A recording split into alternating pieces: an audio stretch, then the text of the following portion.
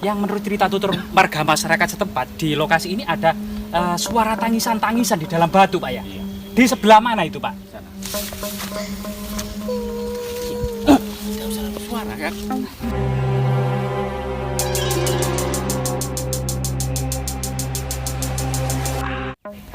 Assalamualaikum warahmatullahi wabarakatuh. Jumpa lagi dengan Oke, kali ini kami dan tim ya akan menjumpai, katanya ya, di sini tuh ada batu menangis. Ya, kok bisa gitu? Batu ya batu, kenapa menangis? Dan kemungkinan katanya orang-orang ya, di dalam batu itu ada orang yang menangis, atau hanya batu sajanya yang menangis ya. Oke, simak terus videonya. Ini tadi kita tinggalan tim ya, kami bersama tim. Nah, ini tadi dari jauh sana ya, dari jauh sana tuh tadi tuh saya jalan kaki ya, dan ini sudah tepat di depan kita ya, sekumpulan para tim.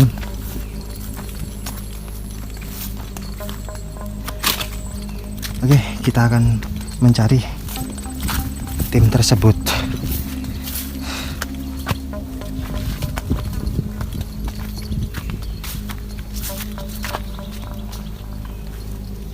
Ya, sambil mencari kita disuguhi pemandangan yang sangat fenomenal ya, sangat luar biasa, bosku.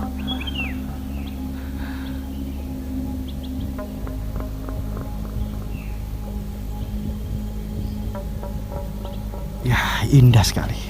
Kita mengunjungi sebuah lokasi ya, yang sangat mistis, sakral, dan penuh dengan benda-benda magis, Pak. Ini tepatnya di lereng gunung apa, Pak? Gunung Anjasemoro. Anjasemoro. Iya. Mana gunungnya, Pak? Sana. Oh, sana, Pak ya. Jadi Jadi diduga di sini di lereng Gunung Anjasemoro pernah terjadi semacam lahar gitu ya, atau kemudian semacam banjir bandang. Dalam sumber prasasti maupun dalam sumber Pararaton disebut Mabanyu Pindah, Pak. Duh, Mabanyu Pindah. Jadi air gemblundeng atau air yang pindah lokasi. Diduga bersama air ini batu-batu juga berpindah. Yang menurut cerita tutur warga masyarakat setempat, di lokasi ini ada suara tangisan-tangisan di dalam batu, Pak ya. Di sebelah mana itu, Pak? Sana. Dengan Pak siapa ini, Pak? Pak Darman. Oh, Pak Darman, Iya, Mas Pak asli Darman. warga sini. Asli warga. 7 turunan, Pak. Iya, 7. Berarti masih keturunan Majapahit, Pak ya. Insya Allah. Oh ya, mari Kak, mari Pak. Rahayu. Kita rahayu. Batunya kok bertumpuk-tumpuk, Pak. Loh, Ini ada rumah tawon das, Pak. Hati-hati, Pak. Kalau mal ini sering ada suara kayak di sini. Coba, Pak, kita dengarkan bersama-sama, Pak ya. Batunya, Pak. Mungkin ada suara, Pak. Rahayu.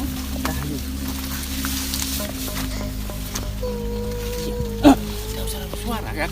Bisa ya. Suara kayak orang jerit, absurd gitu ya. Iya. Jadi cerita tutur yang berkembang di tengah-tengah masyarakat ya, teman-teman. Ini semacam pernah terjadi sebuah di atas itu ada sekumpulan punden keramat, Pak ya. Iya, benar. Jadi nanti bisa akan ke sana, di sana itu ada semacam struktur punden berundak-undak, Pak ya. Nah, diduga ini dahulunya sampai sana, sampai puncak gunung sana, ini semua struktur punden berundak-undak. Artinya di sini dahulu adalah area suci yang penuh dengan semacam pemujaan kuno, situs magis ya, situs magis. Karena memang pada masa kuno, terutama kerajaan Majapahit, kita di sini tidak menemukan arca-arca yang bersifat Hindu maupun Buddha. Karena ini berbeda dengan struktur-struktur Hindu maupun Buddha, melainkan di sini ada struktur pemujaan yang bersifat kabuyutan. Kalau kemudian beberapa literasi mengatakan kapitayan atau agama asli Neolitik megalitik, Pak ya. Nah, kemudian pada masa kuno sama ya, area bawah ini dibagi menjadi area suci Burloka, area tengah Buarloka, dan area paling suci itu Suwarloka. Nah, di situ ada batu celeng juga, Pak, selain batu yang diduga di sini. Coba di sini, Pak. Nah, ini sebelum kita, nah ini, Pak. Wah, ini sisik naga, Pak. Luar biasa ini, Pak. Batak batu yang aneh-aneh. Coba bentuknya ini lebih mirip kepala ular naga, Pak ya. Jadi permukaan atau apa namanya, kulit kepala ular itu persis seperti ini gitu ya, Pak ya. Nah, ini sangat luar biasa sekali. Coba kita kembali lagi, kita menengok dan mendengarkan apa ya? Batu yang menangis atau suara-suara menangis di dalam batu. Apakah mengandung jejak artefaktual ya? Misalnya batu dakon atau batu lumpang di atasnya gitu Pak ya. Permisi, rahayu. Dan tinggalan-tinggalan yang memungkinkan batu ini memang memiliki jejak-jejak magis. Masih ada suara ya? Loh, Suara.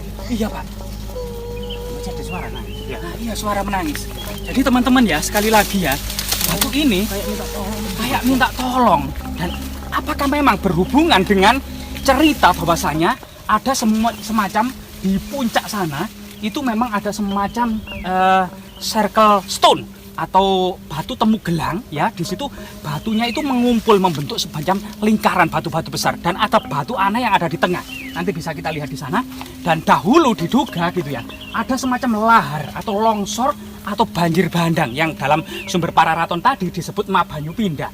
Kemungkinan ada semacam di dalamnya itu ada semacam dahulunya di atas itu ada pemukiman gaib gitu ya. Gitu ya. Iya, pemukiman gaib atau kerajaan gaib yang itu penuh dengan orang-orang gaib yang hidup di dalam batu, semacam rumah batu ya.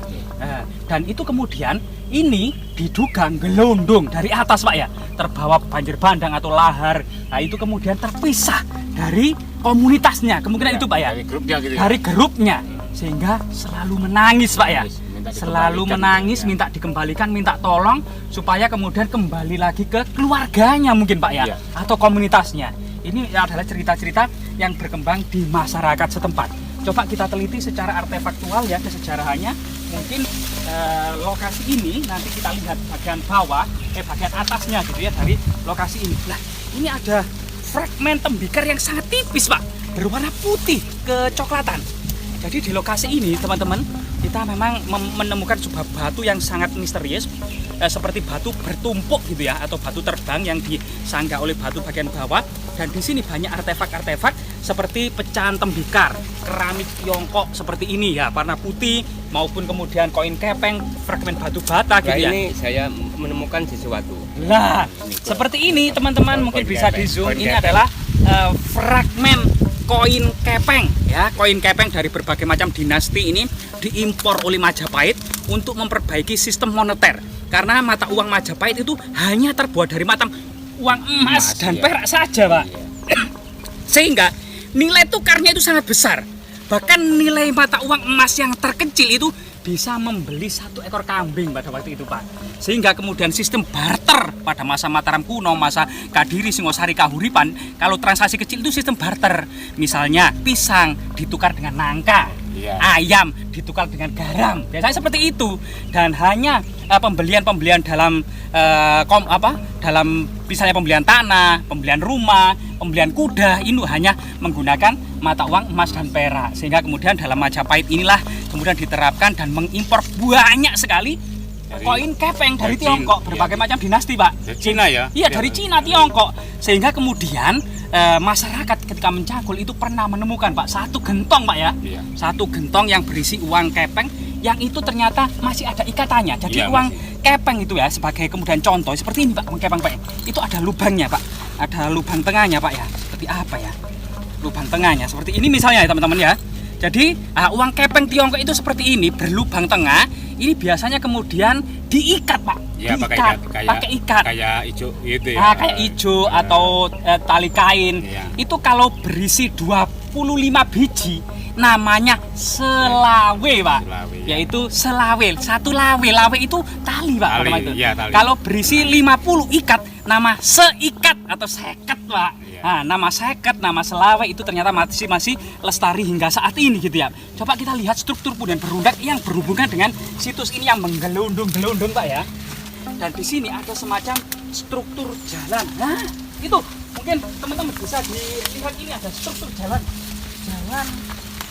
kuno. Nah, ini ada jalur kuno sampai menuju sana. Diduga memang dahulu batu besar tadi dan di atas sana itu ada semacam circle stone ya. Jadi batu temu gelang yang di situ sangat berhubungan dengan ritual magis pada masa prasejarah terutama itu, atau pada masa kuno disebut situs kabuyutan. Sehingga kemudian di sini menurut sumber negara Kertagama maupun kemudian dari segi artefaktual ternyata di sini bisa jadi misalnya dalam pupuh 50 ya baris pertama para petinggi Majapahit dan Hayam Wuruk pergi berburu sambil membawa kuda, kereta, senjata, dan sebagian pasukan untuk menuju hutan Nandawa, Pak.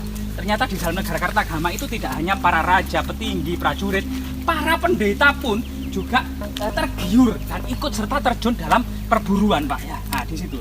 Karena di sini itu sekitar 4 km dari lokasi ibu kota kerajaan Majapahit yang ada di Trawulan.